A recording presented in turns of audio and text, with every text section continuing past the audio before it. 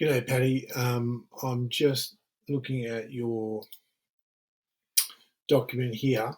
Look, I think you're showing really good knowledge of both texts. My concern with your essay is I don't think you've really got a thesis that engages with this question. All right? And I don't know what your teachers have told you, but I don't get a sense that you're answering this question. So, what conclusions have you drawn about the representations of authority and revolution? And you say comparative study between the two texts from different contexts allows for a changing view on authority and revolution and a link to its revolution. That's not a conclusion. That's just a sort of general statement. Right? When we ask for conclusions, the guys that are going to get A's are the guys that actually have an insight.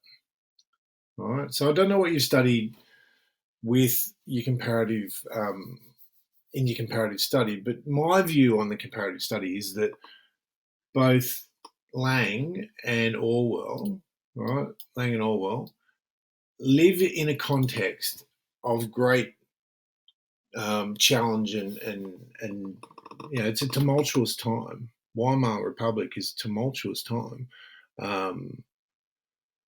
Post World War II, start of the Cold War is a tumultuous time. Yeah, and these guys are seeing great threats on the horizon, and so they're projecting a text or composing texts, one being a film, one being a book, that is offering a solution. They're dystopias, but there's some solution in there. Right? Now, Fritz Lang's solution is a little bit simplistic. They just have the workers and the head of the industrialists shaking hands at the end of the book. But what at the end of the movie? But what Lang's trying to say is that you've got to find some shared humanity, and then we'll develop a new social contract.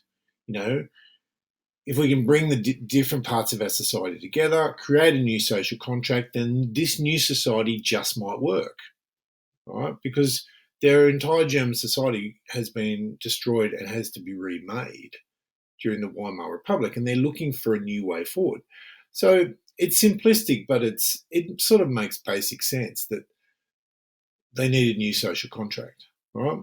And that revolution, to some degree, may bring that about, but in the end, you still need to find some peace. All right. What I'm concerned about is your take on Orwell. All right.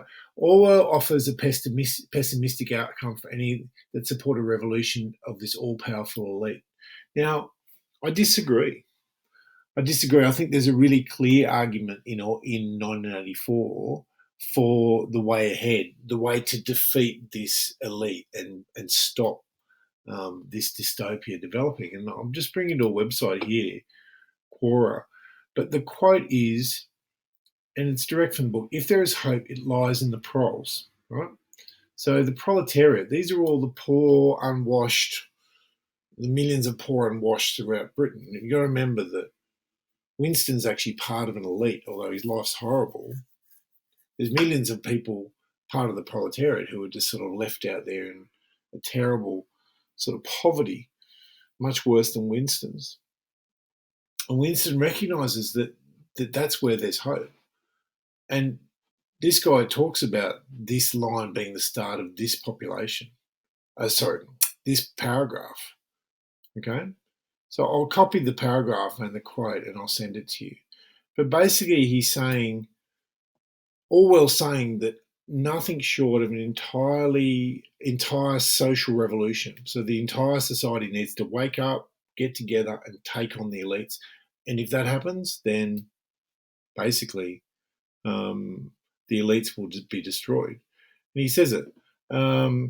But the proles, if only they could somehow become conscious of their strength, would have no need to conspire. They only need to rise up, shake themselves like a horse shaking off flies.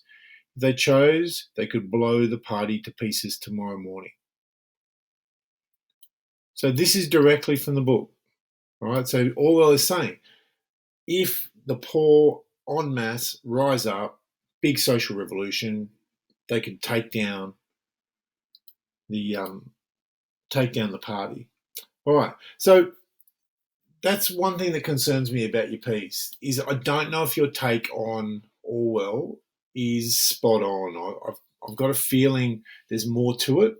Right. So what 1984 is about is saying that the small revolutions or small rebellions by little people don't mean much.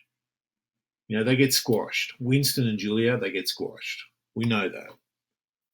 Okay, but what's going to change things is an entire social revolution. And this is what ultimately happens. Look at Berlin 1989, the fall of the war. The entire society rises up and takes on the government, and the whole thing falls apart on the back of that. So, yeah, I'm not sure about your take on Orwell here. I'd question it. Okay. Now, in terms of having an overall view, my view on authority and revolution is that all authority can be taken down if enough force can be brought together to take it on. And that's what that quote from Orwell is about. Even though the party, the elite, seems all powerful, it's not.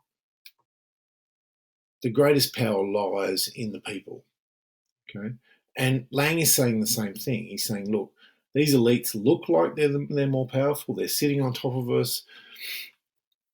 But we need to rise up and get some respect. So I think a conclusion that you can draw is that no sort of elite power base in society is safe if an entire society chooses to rise and take it on.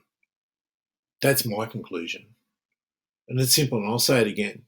No elite government or power base within a society can maintain control if the entire society rises against it.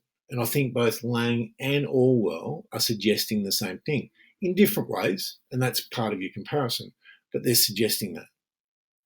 And I think you need to start this essay with that conclusion or something similar, because what you've got here is just, it's a bit vanilla. A lot of guys will start this way. You're heading for a B or a C range response here, right? If you want to grab their attention, you want to get a better mark, you've got to come at it with a thesis and a view. Okay? So I'll send that quote, that paragraph through to you, Paddy. You can start using bits from it. But certainly I would rethink your overall take on this essay. All right. Thanks, mate.